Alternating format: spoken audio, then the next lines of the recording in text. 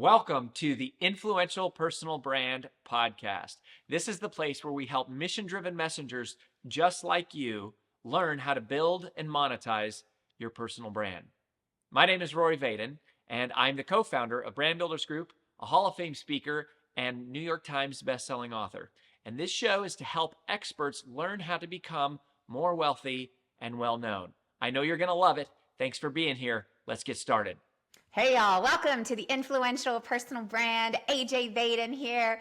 We got a special episode today that is personal in nature. And we love doing episodes like this every so often because in the world of talking about personal branding and tips and technologies and strategies, sometimes we just need to take a step back and also look at the other parts of our life that are really foundational and fundamental. And today we're going to be talking about one of those parts on the topic of marriage. Because as an entrepreneur who is married to an entrepreneur who is in business together, this is a never-ending topic at our house. And what I have learned over the last few months as I've been talking to a lot of Brand Builders Group members and podcast listeners is there's a lot of you out there who are on the precipice of going into business with your spouse.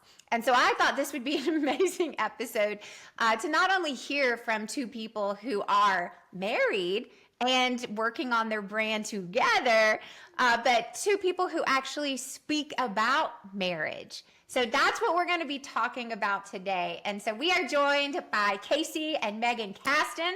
These are the passionate co-founders of Marriage365, which I have got to learn so much about over the last several months. And I love, they also have a new book that just came out.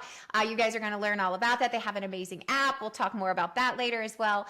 But they have an amazing and powerful testament to resilience and love as they've transformed their own struggles from the brink of divorce into a thriving resource for couples everywhere. And that includes not just people who are married in a business together, but it's all types of couples from all different types of walks of life. They've been married, I believe now for almost or over 22 years, if my memory is correct. But they also have over a decade of experience helping couples reconnect. And so today we're going to talk about something that might be controversial in nature, which is couples don't need more therapy. They need more tools. So, Casey, Meygan, welcome to the show. Thank you so much, AJ. Excited to be here. It's yes. weird that marriage is our business and our business is marriage. Yeah. So it is a nonstop conversation around our world to like, how do we manage the business and our marriage at the same time when that's our business? Oh yeah, we'll get in like to an argument, and then immediately after, I'm like, "Ooh, that would be a really good podcast episode." It's like, okay, babe, chill out. Let's just like calm down from the argument. But it's funny because every time we have an interaction, we learn, we fight, we argue, like every other couple. We're like, how can we help other people that are in the same situation as we are? That's what we do. I love that. What a great way to make every argument a successful piece of your content. Make every argument count. That's right. That's right.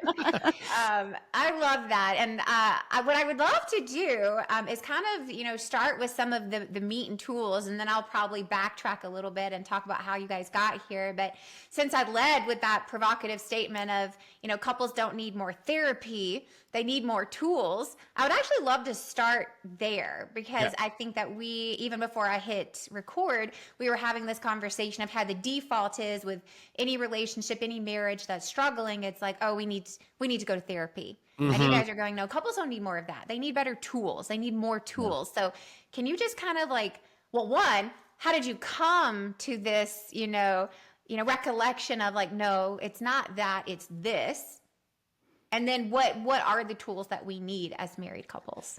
Yeah, so I think when we walked into marriage, like all of our friends, we just kind of felt like love is all you need. And we're just going to wing it. And I think there's so many people that feel like that when it comes to their love life, they just kind of go off on the whims of whatever they feel in the moment. And I think that that's very damaging to long-term relationships because Meygan and I got married and then I thought love would carry us through the day. But what happens when I don't feel love? Then I thought there was something actually wrong with us, and that's what took us down. By year 3, we grew to actually hate each other because we had all these expectations over how you were supposed to treat me, and you were supposed to be there for me. Then you let me down, and all that missed expectations just led to anger and resentment. And it was very explosive for us. We're both fighters, competitive, and we're probably more different than we are alike. Yeah, Which on top of being very stubborn people. So then Very you kind of stubborn. start to think, did I marry the wrong person? And I think all these couples go through those questions. Did I make the biggest mistake? Did I marry the wrong person? Oh my gosh, we're falling out of love. And this whole idea of therapy, I mean, therapy's only been around for what, a little less than 100 years? So what did all the millions and millions of couples do from the beginning of time? It's the longest institution we have on the planet. What did they do? They couldn't go to therapy. And what do you do if you can't afford therapy? What do you do if you have a spouse who's unwilling to go to therapy, which, by the way, is the majority of couples? These are so many good questions. Yes. What do you do if you don't have a great therapist in your area? I mean, I know we're both fortunate to live more in areas where there's a lot of resources and therapy. There's a lot of people in small towns that they don't have. If you go to the one marriage and family therapist, everyone in your town's going to know about it, and everyone's going to talk about it and go, ooh, what's wrong with them, right? And so that just can leave a couple feeling very stuck. And from a biblical worldview, we see that there's biblical principles that make things work. They're found in the book of Proverbs. We always consider the book of Proverbs to actually be the book of marriage because, and when you think about Proverbs and even like New Testament James, like very practical, very tactical. And when you think about a marriage relationship, you can't give a platitude to get somebody out of anger and resentment. You have to give them tools to be able to navigate conflict, talk about uncomfortable topics, and to even plan for the future. So I think there was a big aha, especially as like we're like building our business. And when we think about walking into this area and domain of our life, we're very practical, we're tactical, we're looking at goals, we're looking at frameworks. How do I build and scale a business? And when I talk to entrepreneurs, which most of our listeners, right? We're all trying to build a brand, we're building a business. We're listening to a podcast, we're receiving content and information, and how do I structure my business? What are my operating system for my business? And so working with entrepreneurs, they totally understand that. But then when they walk through the front door of their home, it's just the wild, wild west. Yeah. It's chaos. You're reactive. And it's like when I walk into the office, I'm like thinking Stephen Covey's 7 Habits of Highly Effective People, be proactive, first things first. Yeah. And then when I walk in the home, it's like, be reactive. The priorities are all out of whack. Like I'm not, trying to learn and grow. And that becomes the place where a lot of couples find themselves struggling because they haven't been intentional and they haven't been curious. I have a question because I think that is spot on what you just said because I live in a very entrepreneurial, connected community here in Nashville. And what you just said is true of almost everyone that I know. It's like, it's like they run a tight ship at work. And when they get home, it's complete chaos. Yeah. And we were really fortunate to get some amazing life advice early in our marriage because I don't know if you guys know this, we were business partners, Rory and I, before we fell in love and got married. Oh, I did not know we that. started in business Wow. before we fell in love and got married. And somebody just told us very early on, maybe even before we were formally married, but they just said, hey, let me give you a tip that's going to help you in every aspect of this partnership together. And they said, run your house like you run your business. That's great advice. Yep. Great advice, whoever that was. Thank you. And so we did. Like from the moment that we got married, we've always had like, this is our household calendar. This is our business calendar. We have a household manual of like how the house works, like we've literally treated it like that. And that was not of our own volition, right? There was somebody who came in and said, like, this is the best advice I can give you in this season of life you're in. And it's treat your house like you treat your business. But most didn't get that advice, or they haven't heeded that advice. And since you guys have worked with so many couples like this, I would just love to know, like, why is that? Like, why are we so wired to do it in one aspect of our life and completely negate or ignore it in another? Yeah, I think honestly, it's a cultural thing. I think that we invest so much into our children's education, which is great. And then we go to college and we get really passionate about our career and that pathway, right? And there's nothing wrong with that. We're all for that. I believe, and Casey believes this too, and we are seeing this now, and I think especially after COVID, our relational IQ is depleted. It's not there. It's non-existent, or it's very weak, where we are really good in our career or our hobby, but we are not great at relationships, emotions, feelings, communication within relationships that matter. And Well, so people want to go where they're winning too. yeah, and you want to go where you're winning. So if you're winning at work, but you're not winning at home, you're going to escape to work. And not only that, but you get a paycheck and you get attaboys at work, right? Where at home, you might be getting nitpicked, or you just Get dirty diapers. yeah, who wants to do that, right? Your kids don't thank you until they're older. And Yeah, so it's kind that's of good. yeah. And so I think that what we're seeing is this cultural shift, and it's very slow, which is good. It's going in the right direction where people are realizing it's not working what we're doing. We're neglecting the most important thing, which is connecting with others, right? Our work is meaningful because we believe in it, but that can shift any day. Right? Like you could lose your job tomorrow. You could get in a car accident and be paralyzed. I mean, we just don't know what tomorrow holds. But if we're connected to our spouse at home, and that's like the mothership, and our family's running well, then we're good to go. So I think, again, going back to your example, see, you guys didn't need therapy. You got a tool, and then you utilized there you go. the tool, and it worked Yeah. for you. And that's what's amazing. And listen, we're not here to harp on therapy, because part of our story is I went to therapy by myself because he wouldn't go. We're very pro, by the way, individual therapy. But Yeah. again, not everybody can afford it. Not everyone's going to go. Yeah, it's expensive. Hard to find good people, hard to And it's- afford it, not covered by insurance. I mean, yeah. Yes. all And the you know, things. you know what, AJ, too? It's a very slow process. You know, a once a week, 1 hour session is not enough for most people by the time they go to therapy. I think that's the other thing, like the way it is Now, it's hard. and mind you, AJ, we got a unique perspective because we probably get 200 to 300 DMs a day just on Instagram. And the story is the same. We've spent thousands of dollars and months and years in therapy. Yeah.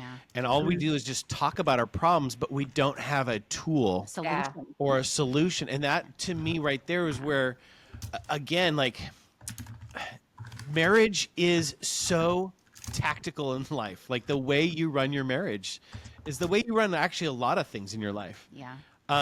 And that's why actually one of the tools that we talk about is the weekly marriage business meeting, which you kind of actually do with Rory, which is once a week, Meygan and I walk through our calendars. Yeah. We look through meal plans. We have a whole list. We'll send that to you so you can share that with your audience. But Love that. it is a weekly meeting, and it sets intention, Yeah. the right expectation, and we find alignment for the week ahead, where we're actually calendaring time for us too, or alone time. Like I need some self-care time. I need to work out, right? I got to put that in the calendar.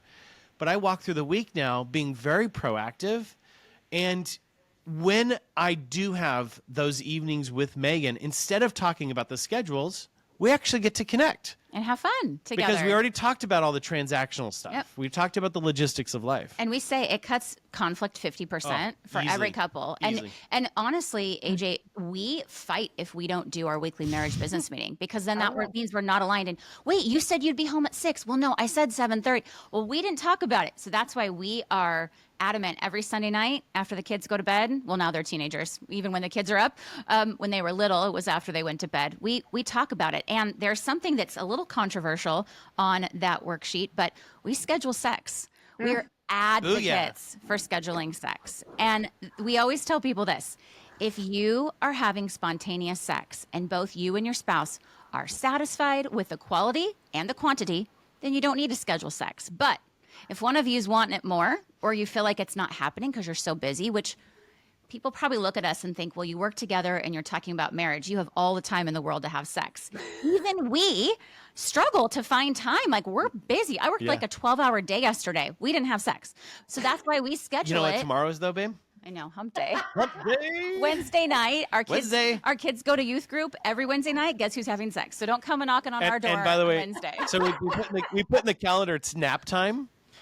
Nap time. It stands for naughty and playful. Oh, that's hilarious. That way the kids, if they see the calendar, they're like, oh, it's just nap time. Okay. We don't want to put like sexy time, and then our teenagers are like, ew, gross. I remember though, this is a funny like side note, that our daughter, she like did catch our phone when she was 8, and she's like, why are you taking a nap at 9 o'clock at night? Oh my gosh. So because mom's all the things when your kids grow up and they're going to be like, oh my gosh. I know. Yes, they're going to hear this and they're going to be like, oh. Yes. But yeah, so we even schedule sex. And I think that what's really cool about it, and obviously you can tell we're passionate about this, is that we schedule doctor's appointments, dentist visits, oil changes, podcasts. Like being a guest on a podcast was in our calendar with a reminder because it's a priority for us, right? Our brain is our largest sex organ. So if we go into marriage thinking and sex, wow, this is something I get to do. Like I get to put this on my calendar and I get to prioritize it. And then Casey on Wednesdays is so much more nice and thoughtful and there's foreplay all day long. Like, I mean, but see, it's Tuesday and I'm already thinking about Wednesday. Yeah. And and it's funny because people say, well, gosh, doesn't it feel so like forced? I'm thinking again, though, if your brain is your largest sex organ and you're going into it feeling that, yes, but after we enjoy sex, we've never been like, well, that wasn't worth it. Of course, we're like, why don't we schedule it more? Yep. I've been reading the book. It's an oldie, but a goodie. What to Say When You Talk to Yourself by Shad Helmstetter. And one of the things that I'm constantly reminded of, because it's all about positive self-talk and all of that. Our entire company is reading the book as our Q1 book of the quarter. And it was a great reminder to me. It's like, we can train our brain, right? Yeah. And we can reframe, rewire, we can condition ourselves, and our brain is going to naturally react to whatever we feed it the most, right? Exactly. And a lot of that is routines and habits, and it's like back to scheduling, right?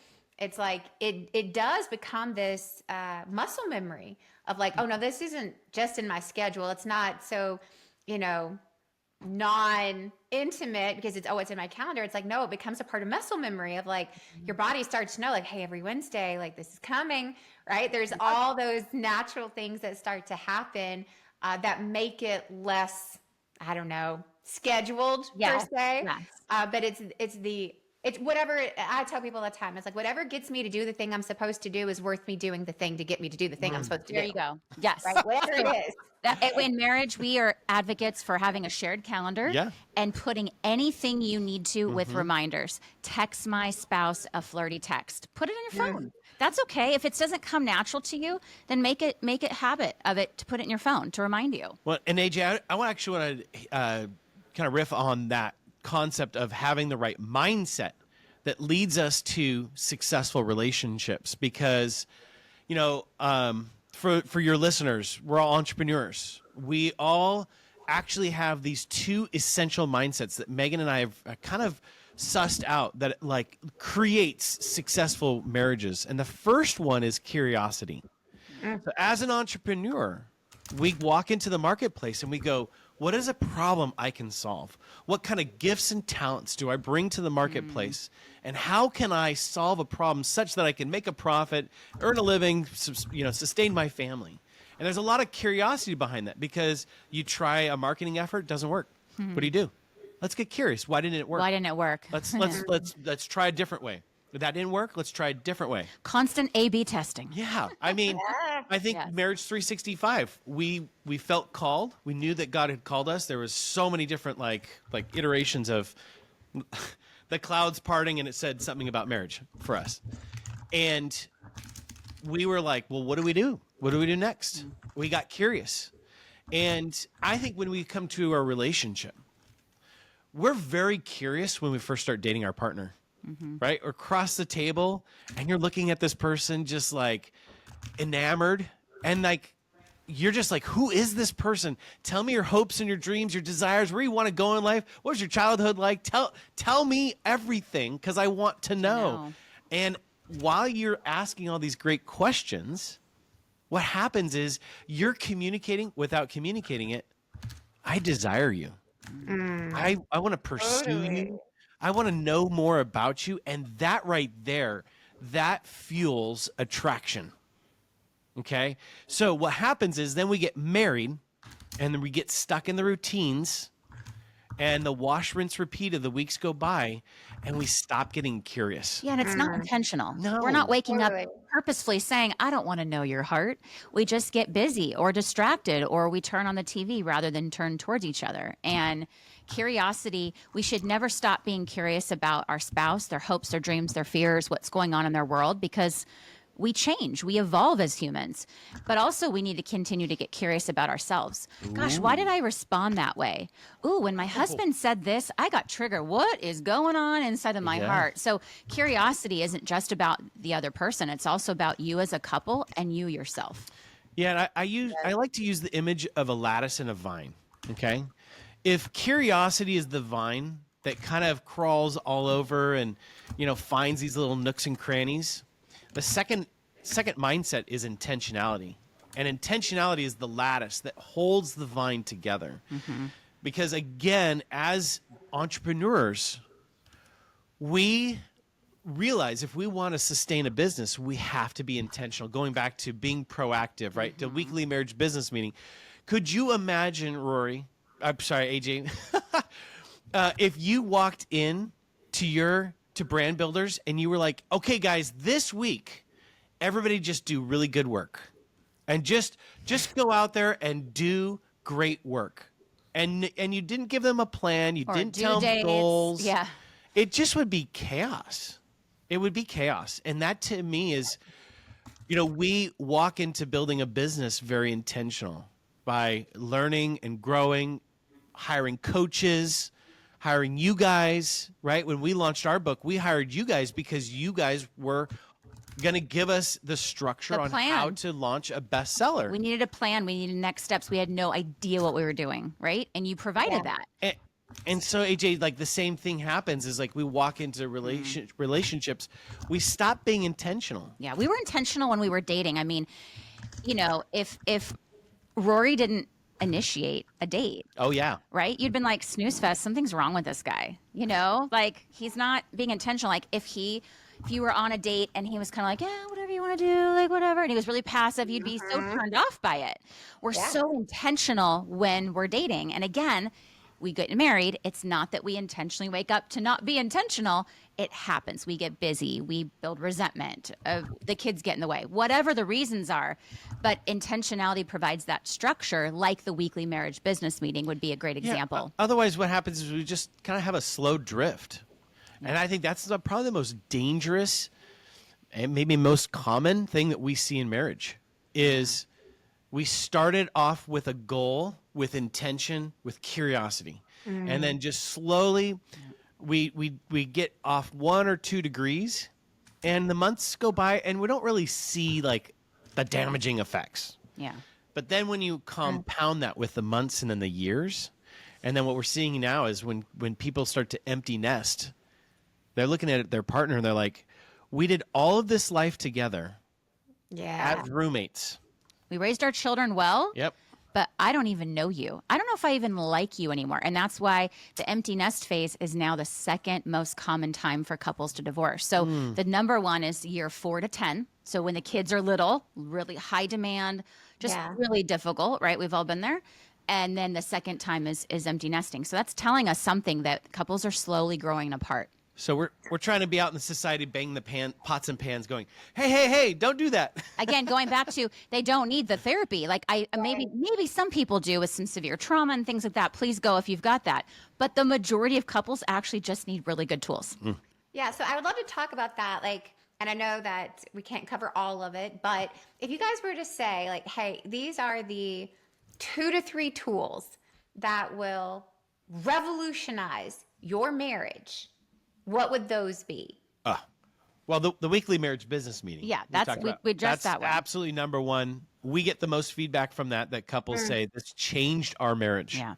The second one would actually be asking open-ended questions, which yeah. is our book that came out in 2024. There's basically a question a day. And this is supposed to spark really great conversations about everything. There's fun questions, there's deep thought questions, there's self-awareness questions, questions about money, boundaries, what you do. Sex, yes. But the goal is that couples, just like when you were dating, you talked about all these things and found each other's interesting, that you would continue the conversation. And so it's interesting, actually, because I'm not sure if you know, we actually self-published our book back in 2018. We've always had something called connecting questions. That's what we call them. Connecting questions at Marriage365. And we're like, what if we put them in a book and we made one a day? Perfect. Our brand's Marriage365. Like, this is a no-brainer. Perfect. And I remember telling Casey, like, okay, what's our personal goal? Making goals, right? It's like, okay, if we sell 5,000 copies in our lifetime, like, we did a great job as a self-publisher. Most books don't do that. We sold 5,000 copies in 3 months. Yeah. And we were like, okay, we're on to something. And 5,000 copies turned into 50,000 copies. And then just a little company called Penguin Random House heard about it back in 2024. And they said, hey, we'd love to buy it and update it and revise it. Love that. It's been a huge, huge, amazing blessing. But what I love, again, is it's a tool. It's a tool for a husband or wife to just open up and ask the question of the day. If you don't like the question, flip to a different question. You know, that's okay. But that, I would say, is a non-negotiable. If I were to say the weekly marriage business meeting, asking open-ended questions. You know, AJ, when we were hurting in our marriage, it's not like I woke up and I was like, I just don't care about Meygan. I really did care about her. I just didn't know how. And when coaching a lot of husbands, the desire is always there. You just have to know that. Like, the desire is always there. It's just the know-how. And so I think a lot of the tools that we build and we work through and we teach are tools that we look at, poor Casey and Meygan, struggling, didn't have a guy to mentor, we didn't have a healthy family upbringing. Like, my mom's been married 6 times. In fact, between both sets of our parents, we have 12 marriages. So it's crazy. We didn't have a model to work off of. And I wish I could have given this book to that struggling couple, because then, even in the midst of the hurt, we would have had a guide to talk and connect. Yeah. So, I mean, I'm just curious to hear from you, because I think, if, kind of in this entrepreneur conversation, right, if we run our house like we run our business, like, everyone who's listening, like, just imagine if you didn't have team meetings. Exactly. Right? Like, imagine if you didn't have a list of goals for the year, or a budget, or you didn't talk to your team and you didn't ask questions, or what if they didn't ask questions? Like, could you imagine how well things would not be going if we did those things as entrepreneurs, as business people? But even if you're not an entrepreneur, of just going, like, imagine in your work, if there was never a meeting or a plan or a guide. Imagine being onboarded, right? When I think about getting married, right? Imagine being onboarded to a new company with no onboarding. Yeah. Just like, here you go. Yeah. But that's what we do in marriage. Yes. Right? Yes. So many of us, and I love what you said about the book, because I think the book is a really important of, like, just helping people have conversations. Yep. And the question I have for you is, what do you think gets in the way of couples talking to each other and asking questions? And, it's like, I just think to myself, because I even use myself as an example. It's like, I talk all day long. Right? Yeah. I ask questions. I'm in meetings all day long. And often, like, when it is just me and Rory, I'm like, so what do I talk about? Yeah. Yeah. Yeah. No, part of that is because I've been listening to him talk, and he's been listening to me talk all day. But even without that, there is the same. We work together. Yes, I get it. I mean, if we work together all day long, it's not like at the end of the day, like, tell me about your day. Yeah. Like, I was sitting next to you all day long. Don't you know? Weren't you listening? I told you all day. Which is funny, because I mean, if you find us on a date, we have our book next to us. I mean, that's what's so I think what stands in the way is, let's just talk about some really simple, obvious ones. Busyness. People are busy. You know, if it's a child-centered marriage where the kids dictate your schedules again, and you're not doing a weekly marriage business meeting, you're probably never going to really have that time to connect, because you're going to have to talk about the logistics, and you're trying to just go, how was work and what's for dinner, which are just really boring questions day after day. I think another thing, actually, a big one that we're seeing is resentment. Years and years of, you haven't taken me on a date. My wife's been nagging at me. Whatever's going on. I feel like you don't initiate sex. There's a lot of really big hurts, and people don't realize that basically what resentment is unforgiveness. So our spouse did something or said something. We have pain now, right? It hurt. And we have that choice to forgive or to let it go. And if we don't forgive, it becomes resentment, which then now that hurt has taken root in our heart and in our thoughts. And so you could used to compartmentalize it up in a garage and kind of store it away. But now the resentment, like when you sit on the couch, you're like, I don't really want to talk to my husband. I don't really want to talk. I don't know if I really like them. They really hurt me. And resentment, definitely unresolved issues, resentment, things like that. That's sad. That's sad too, because one of the things we fight for is trying to teach people the tools on how to actually repair your relationship after you've hurt it. Yeah. Because we've all made mistakes. We're all going to make mistakes. We're all going to hurt each other. Yeah. If you have a tool on how to repair the relationship, then you know how. And so then I think kind of what you said, AJ, of like, okay, I don't really know what to ask. I genuinely believe that after a long day of work and the kids, it's really hard to come up with a question. So if you're listening and you're like, I want to do that. This sounds amazing. Don't feel bad. Casey and I are just like there with you again, which is why we use our own book. I love that. And so that's why we wanted to provide a tool for couples to say on the go, if someone travels, take a picture of a few questions to answer when you're over the pool, at the pool or at a work meeting, wherever. When you have that time to connect, now you have a question and you don't have to be creative in the moment. And wing it. And it's kind of like we talk about this with on our weekly marriage business meeting, meal planning. Have you ever done this where you're both tired? It's 6 o'clock at night. Everyone's hungry. And you're like, what should we make for dinner? What typically happens? Okay, it sounds like we're going to go to Chick-fil-A, right? Like, no one's cooking. We don't have anything.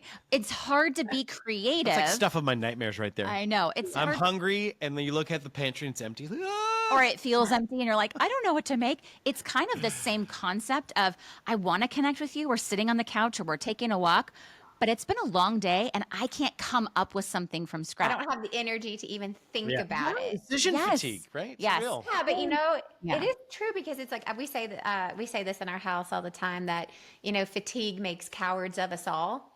And it's like that whole concept of, hey, when we're so tired that we can't think, we can't step into a space of being creative or going out on a limb or doing something that feels, even the slight bit of hard, because it's like, I'm just tired. Yeah. And what it's like we get, we tell people at our house that we get tangry, right? That's tired and angry. Oh, like, who's hangry? I like Hangry. that. I've never heard that before. I mean, I've heard hangry, but I've never heard tangry. We might have to steal that and use that. It's like and it's mainly because Rory Vaden gets tangry. Oh, okay. Okay. All right. Casey Caston gets hangry. Let me tell you. Ooh. But it's like concept of like, hey, it's like I just had, and I don't know, but it's like I at least think in an era, in a world where most homes have both spouses working, at least some, even if it's not a full-time 40-hour endeavor, it's like there's just more opportunity of like, I don't know, I didn't think about it. It was busy today. Yeah. And that creates that kind of rolling issue there. So I love this conversation, and I kind of fast forwarded into some of like these tips and tactical things, but I'd also like to just take a step back for a second and be like, how'd y'all get here? Yeah. Right. And I think this is a little bit of the story of your personal brand and all of the content. It's like, I imagine as most good things, there was a problem. Yep. And then you guys found a solution to the problem. I thought you were the problem. No, you were the problem. You were the problem. What? How do I fix my husband? I almost got that tattooed. No, it really genuinely came from this idea when we fell in love. It took us 2 years to fall in love and get married. it took us 3 years to destroy our marriage, unfortunately. And it took about 4 to 5 years to rebuild our marriage. And as we were rebuilding and healing our marriage, we were extremely disappointed that there was a lack of marriage resources out there. Talk about, you said, getting curious. Like, there's got to be a solution to this. And we could not afford ongoing therapy. Thought, what in the world is missing? I mean, this is not only a mass market, but how many people get married in their lifetime? And the marriage books, again, will tell you, you guys should communicate, you should forgive. Okay, but how do you forgive someone that you literally hate? And you feel like, I mean, I genuinely, you mentioned it. Yeah. We really had hatred towards each other. We had so much resentment. And let me just say also too, we were going to church, and we were being told what to do. Like, you should apologize, you should forgive, but no one ever told us how to do it. Yep. So then we're like, I'm sorry. Yeah. I forgive you. Yeah. I forgive you. Yeah. Moving on. Moving on, and we still didn't feel it. So it really, Marriage365, I mean, there's a whole huge, bigger backstory behind it, but that was one of the main motivators. Was we started becoming problem solvers. I'm a major problem solver, fixer.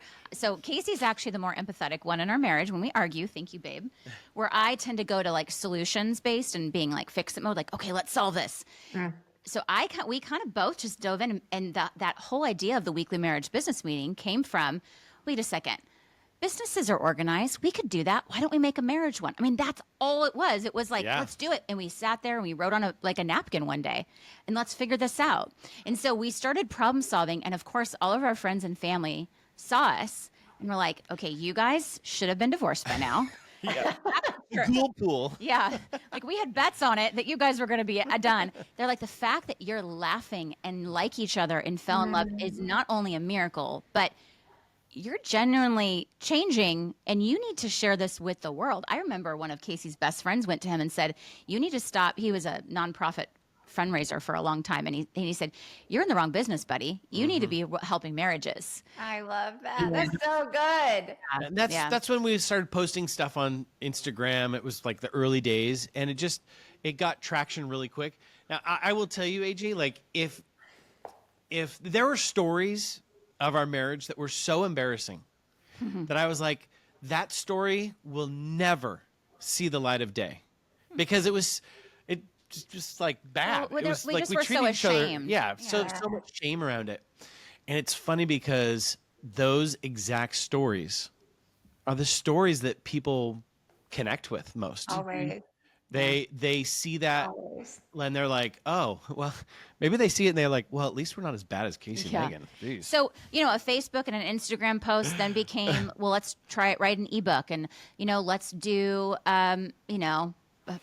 what else did we do? Oh, let's do retreat. Let's do coaching. I mean, and then we started We getting did training premarital. and premarital. We have a and- premarital course, and then we started And, coaching, and one thing led to another, and Yes. again, it was just like The need was- testing different things. Testing all the time. Test. Okay, I want to pause right here because I need everyone to hear this on a personal brand level.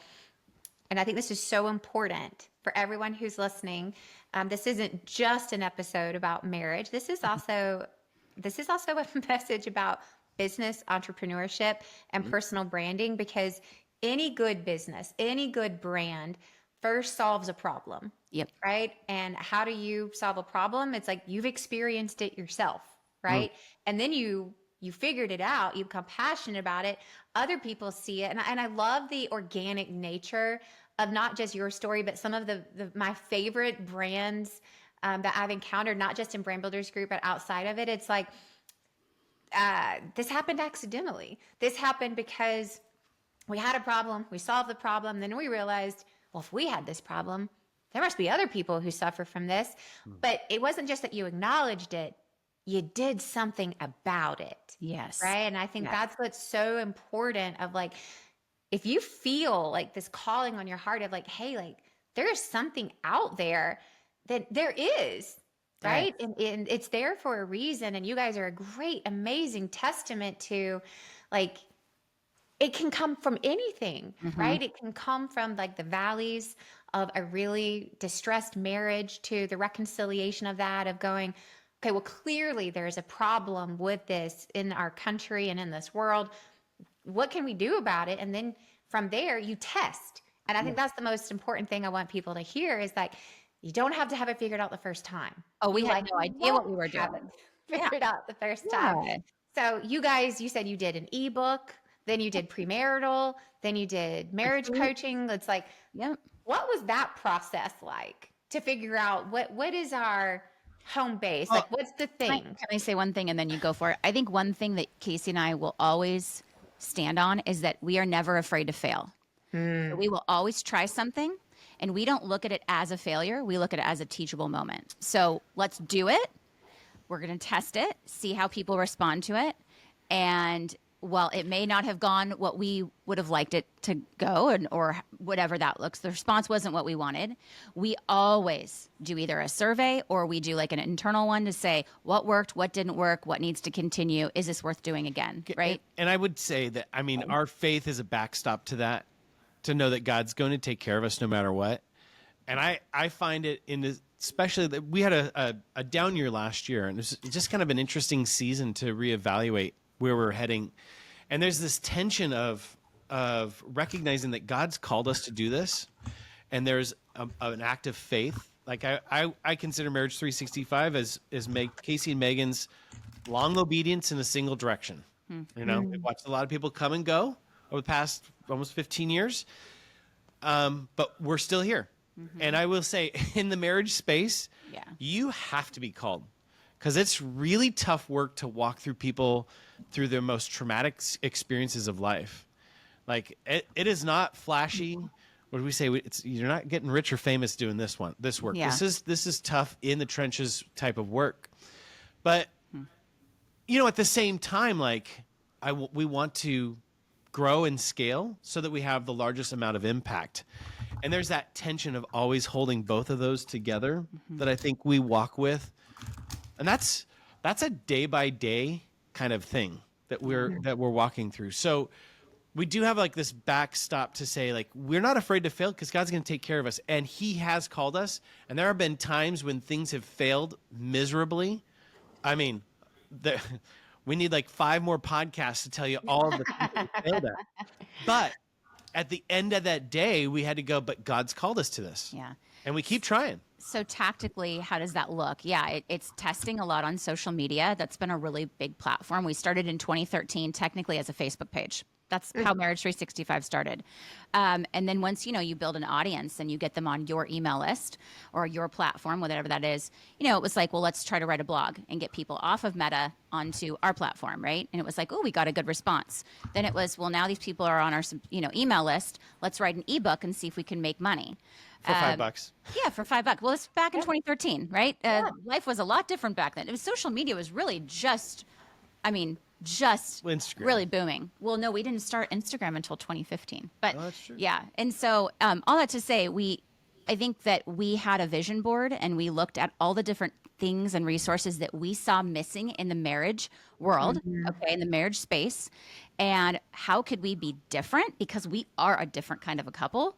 And how could we get our message out to people? And then again, just testing, and trying things. And really, we're also big on calling people. So that's another thing. I know a lot of companies, they don't like to call customer service, those kind of calls. But we, Casey and Meygan Caston, co-founders of Marriage365, you will get a call from us sometimes if we've got your number and say, hey, can I just ask you, like, what did you think about that book? Or what did you think about that blog? And people are always shocked to hear from us, but we genuinely want to know, because guess who we're making the resources for? That's right. Them. We're making it for them. Now, they're helping us, but we don't want to stay in our own bubble and think, well, every couple is going to love this, right? And there's been times when we've created something and we were huge advocates for it, and it just didn't land well in the marriage space. It's not good to know it's good for us, but not good for others. Yeah, knowing your customer is probably one of the biggest keys to us successfully launching products, which requires, picking up the phone, talking to people, and that's the hard work. The many conversations with people. It's like, he who knows your customer best wins. That's good. Yeah. That's so good. And this is interesting, AJ, because for us, right, we have 2 customers. Oh, and that's true. most products, you're not selling to 2 people. You're selling to 1 person. And that's been honestly one of our biggest challenges, is you can usually get one spouse on board, and it's usually the female in the marriage space. Because if you can get the husband on board, the wife's just going to follow typically. But, and so that's been interesting. That's been a huge, huge hurdle. Online learning. We've always wanted to be innovators in the marriage space. There wasn't a lot of innovation. And so we were one of the first apps. We were one of the first online platforms. We were one of the first, when it was way fringy, pre-COVID. super fringy. 2016, a subscription model. That was when only like the streaming services. And people were like, oh, a subscription like once a month, I pay and I get all this information. And so that was another big thing that we've always wanted to be, was online. But what's funny is pre-COVID, that was one of our obstacles that we constantly had to overcome, was online learning. And then thank God COVID happened. And it was one of the biggest, for the win for us. For us as a company, it was a huge blessing because our team is all online. We're all spread out over the United States. So we already had all of the systems, everything in play. Our communication was good. And then couples were stuck at home with each other and they were like, what are we going to do? We got time. We got time to work on this. Yep. And there we were. And we were the only really online platform. Man, doesn't God work in mysterious ways? Yes. And in so many ways. And, and what I hope that everyone is taking away from this is it's not one thing.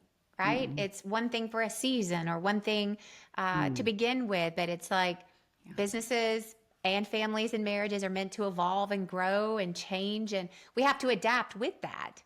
Right? I think we were given the advice, I think probably at our rehearsal dinner. Someone came up to us and said this to Rory, and they said, Rory, we just want you to know right now that there is a difference between a woman getting married and a man getting married, because a woman marries one man, but the man marries 4 women because they marry the single woman, right? Then it's the married woman, then it's the mother, then it's the empty nester. And those are 4 very different women. Very. So I want you to know right now that the woman that you married today is not the woman that you will be married to in 5 years, 10 years, 20 years, 50 years. Oh, I like that. That's interesting. And again, we had so many wise people. Yeah, you really did. Wow, you had so blessed in people that, around so you. Blessed. And still, like every so often, as I, is like went from single to married to we have 2 little boys, and Rory's like, we have entered a new season of AJ. Like we most certainly have. This is version 3 of your current life. But like to all that, it's like same with our businesses though, right? It starts as a Facebook page and then we try an ebook. And how do we adjust all that? You talk to the people. Right? You talk to your customers, you talk to your spouse. And I want to make sure that everyone who is listening knows that there are so many more resources that are available to you from Casey and Meygan. And so I want to just like do a quick shout out for you guys, for everyone who is listening. They have an amazing app. They clearly have their new book, right? 365 Connecting Questions for Couples. They have a membership. They have a podcast. They have so many things to help you, free resources, paid resources. But we all need them, right? And so I would just encourage you guys to all go check this out, marriage365.com. And from there, that's your home base to get connected to them on social media, the podcast, download the app, buy the book, join the membership, all the different things. But marriage365.com. Go check it out, connect with these guys, and get the tools you need to have a happy and successful marriage. Now, before we wrap up, because I know we just have a couple minutes left, and I almost lost track of time there because I was taking so many notes. But I do have just a couple of quick rapid fire questions for you to round this out, if you guys don't mind. I'm just going to kind of hit these. You can answer these as quickly as you want. But I've got just like 3 or 4 of these for you. All right, here's the first one. Are you ready? I'm ready. Okay. What's the best piece of advice you've ever received about marriage? If you want to make a better marriage, make a better you. Good and true. It's a message of empowerment. Start working on yourself first. Yep. That's good. Okay. What is a non-negotiable in your daily routine? Oh. Alone time. Working out. Working out and alone time. Yeah. Working out alone. Punish. Well, yes. Yeah. Punish the body to tame the mind is my motto. Those are both good. I actually saw a post on Instagram today that I was like, oh, I'm gonna be talking about this one, and it said, I forget what it said. It's like something about the best thing you can do for your body is drink 3 liters of water, get 7 to 8 hours of sleep, and exercise. And it was talking about just like all the things. It's like you don't need drugs, you don't need alcohol, you don't need all these crazy things. You need water, rest, and movement. Yep. Right. 100%. Back to it's like got to have some alone time to rest. Got to have that. You know, I'm a high energy burner, and if I don't get my steps in or my walk, it's like I'm a crazy person. Yep. Oh, that's That's how it Casey. builds up. Yeah. So I resonate with those things. All right, next one. One resource that every couple should explore Our book. outside of the book. Our book. Let's see. Ooh, one resource that every couple should explore. I'm going to say outside of Marriage365, I'm going to strongly say Strength Finders. Love that. It changed our marriage when I understood Casey's strengths and I understood my own. And then you focus on the strengths over the weaknesses. Love that. That's good. And that's a great book. All right, last question. What does influential mean to you? The power to change someone's mind and mindset can alter their legacy and their life. And when we think about being influential in marriage, we think 3 generations down, because the way and the decisions you make as a couple today influence your children and set an example for them by which they go out, they date and marry a mate and parent their children. And that will directly impact your grandkids. So when we work with couples in distress, we're trying to be influential to say, hey, what you do today, as Braveheart, The Gladiator, what you do today echoes for eternity. It echoes for the next Good 3 line. generations. So that's influential to me. I love that. And it's true, right? Yeah. Just like sin has the ability to affect everyone around you, so does goodness, right? And it's like all the way down to the 3rd and 4th generation. That's so good, y'all. Y'all, this has been such an awesome interview. I love this. This has been so helpful and refreshing to me and my own marriage journey. So I know it's been just a much needed conversation for everyone listening. I'm so excited for what's next for you guys. Keep doing all the good work. Keep fighting the good fight. Thank you so much for being on the show. Everyone, again, go to marriage365.com.